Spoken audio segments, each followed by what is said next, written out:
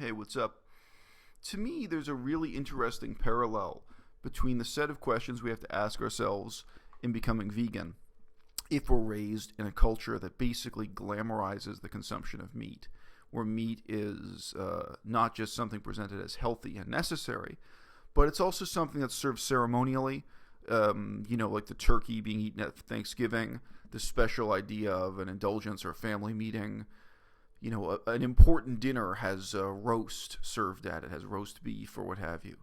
Um, as a vegan, you have to question all of the cultural values assigned to the diet and to different symbols of health, virility, what have you, in the culture we're raised in.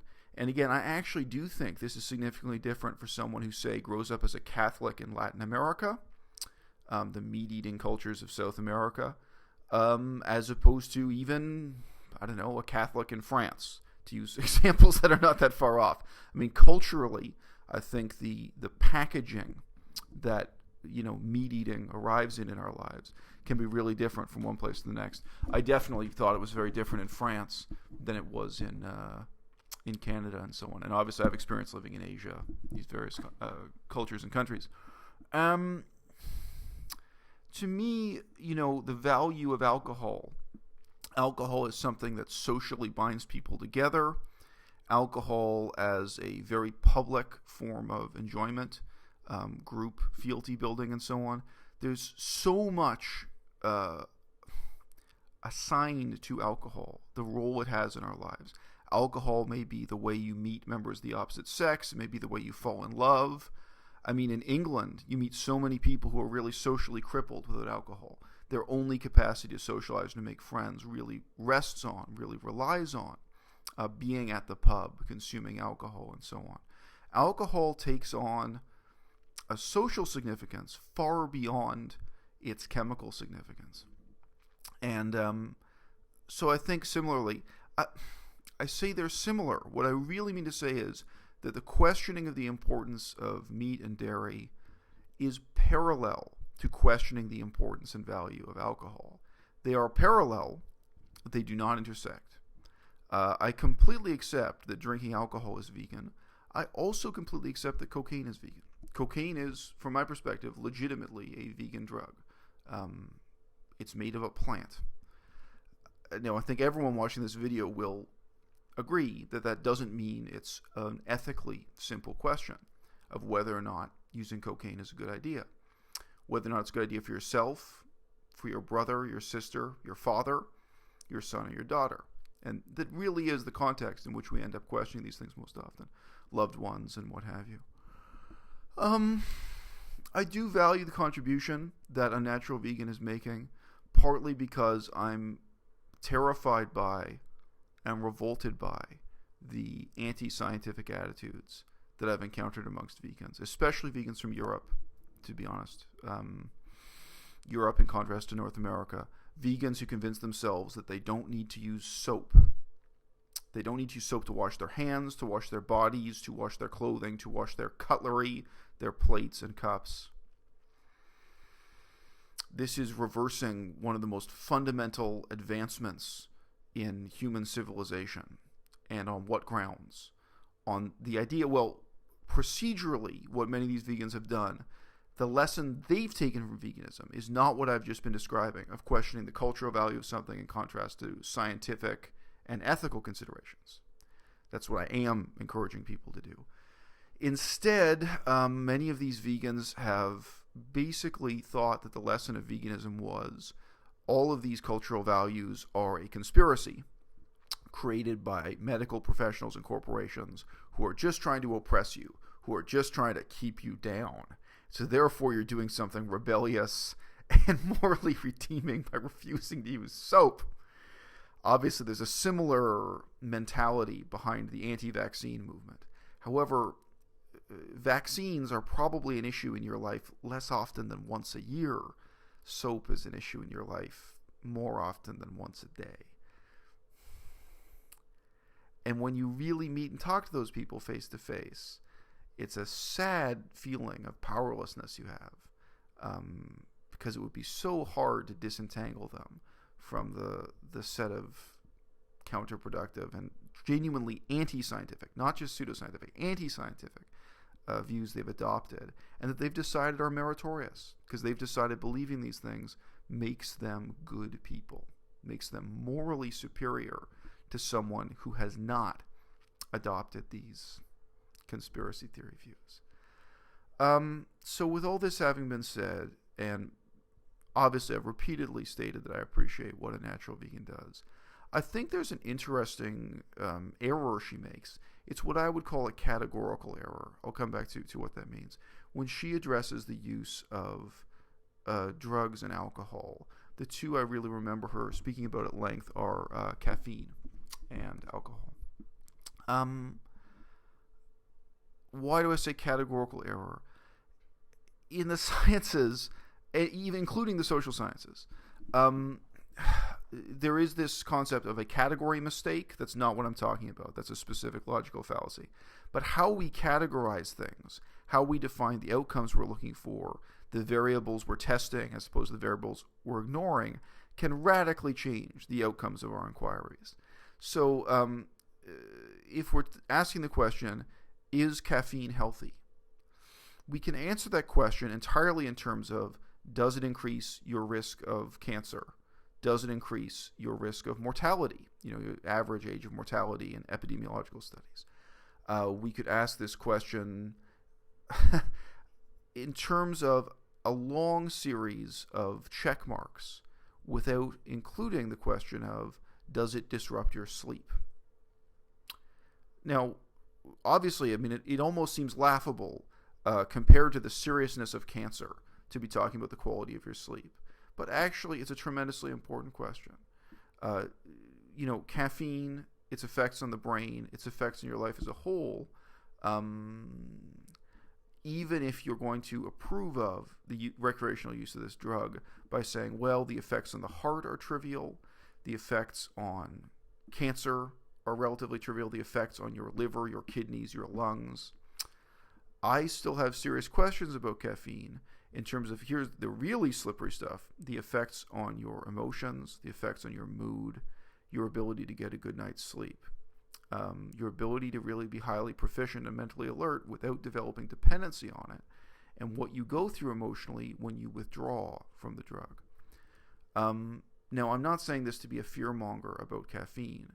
I think the truth about caffeine is that its effects are subtle enough that people can ignore them. People can be unaware of them for years until some particular event suddenly brings them into focus, suddenly makes them reconsider what a role caffeine has.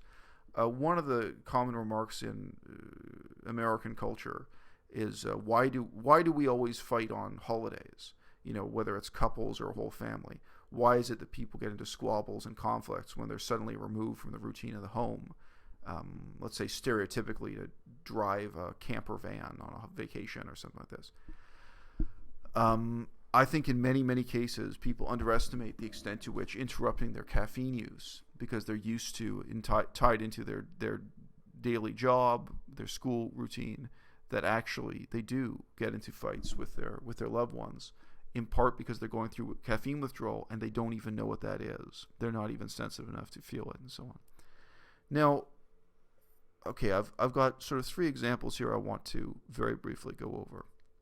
But I've just given an example of how caffeine may have really meaningful problems that are unrelated to very real issues, such as carcinogenic effects and what have you. Under alcohol, we have the really tremendously important question of brain damage. That is different from caffeine. Caffeine, you can look at a chart, you can look at a diagram showing you the effects caffeine has on your brain, because caffeine does impact your brain chemistry. And you can decide for yourself if this is a modification to your brain chemistry that you think you're willing to toy with in exchange for the benefits you think you get from caffeine. I think almost nobody who just sits down and goes through the flow chart of what are the effects of caffeine in the brain would feel, yeah, I'm comfortable with it.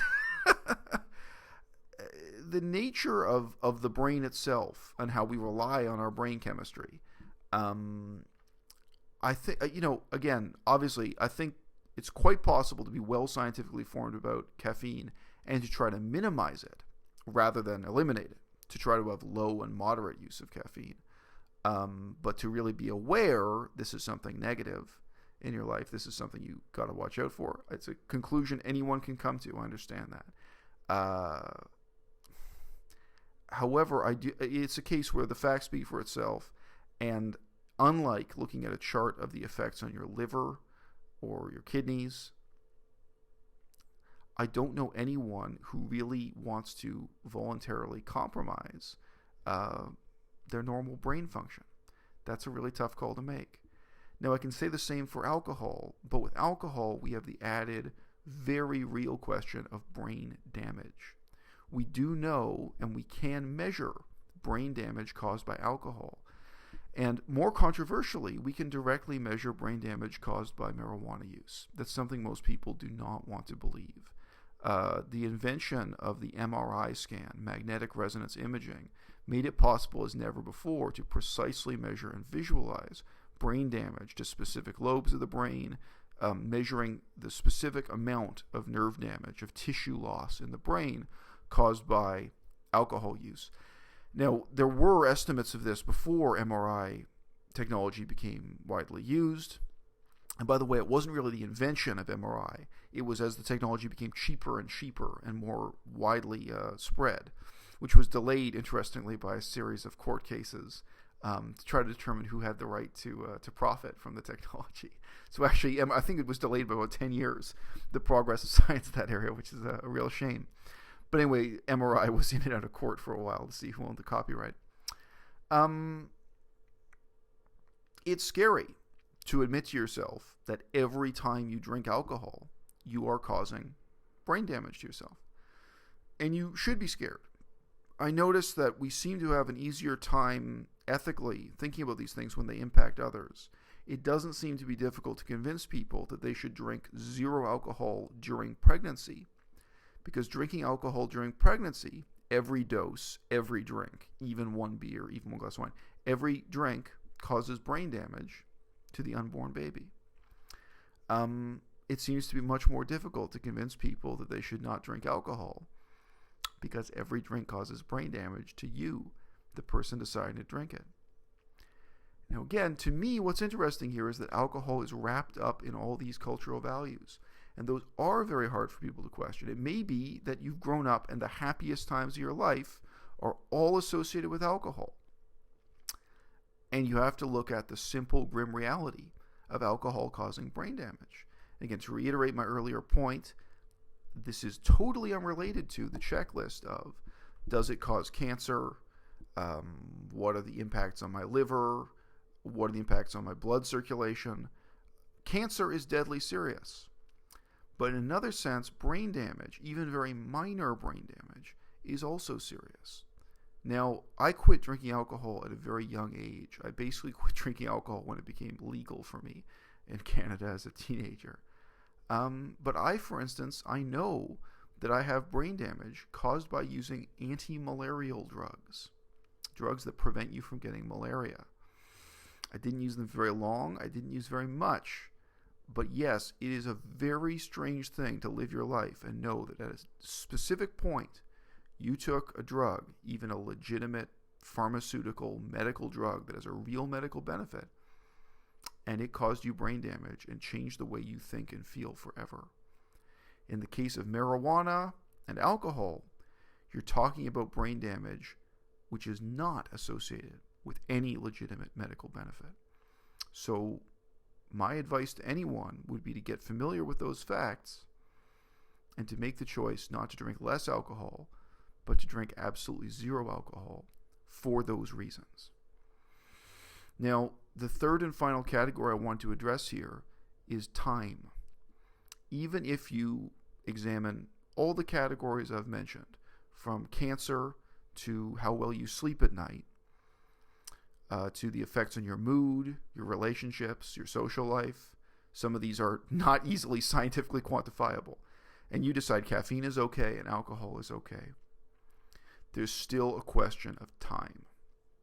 Many people who know me, including my professors, friends, enemies, many people who know me consider me a highly intelligent and brilliant person.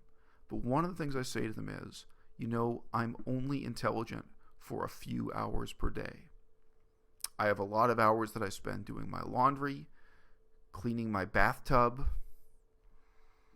cooking food, putting bananas in a blender, cleaning the blender afterwards.